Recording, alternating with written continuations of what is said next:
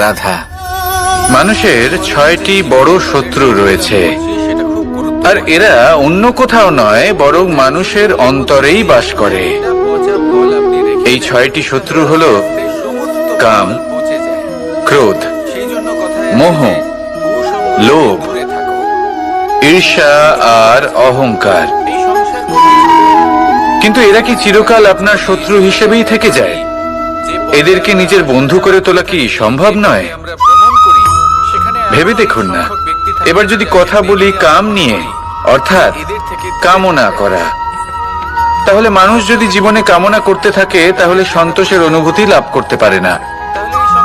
কিন্তু এই কামনাই মানুষের বন্ধু হয়ে উঠতে পারে। কিভাবে? ধরুন, যদি মানুষ ভাবে আমি আরো অনেক বেশি শ্রেষ্ঠ ব্যক্তি হয়ে উঠতে চাই, আর তার জন্য কর্ম করে, পরিশ্রম করে, তাহলে ভবিষ্যতে গিয়ে শ্রেষ্ঠ ব্যক্তি হয়ে উঠতে পারে কামনার কারণে। অর্থাৎ এই কামনাই ওর বন্ধু হয়ে ওঠে।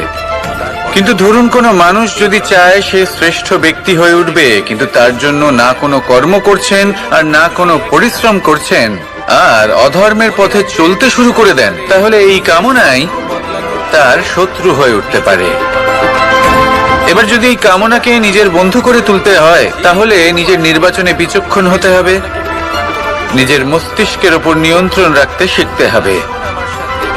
সেটাই করুন আর আমার সাথে ভালোবেসে বলুন রাধা রাধা।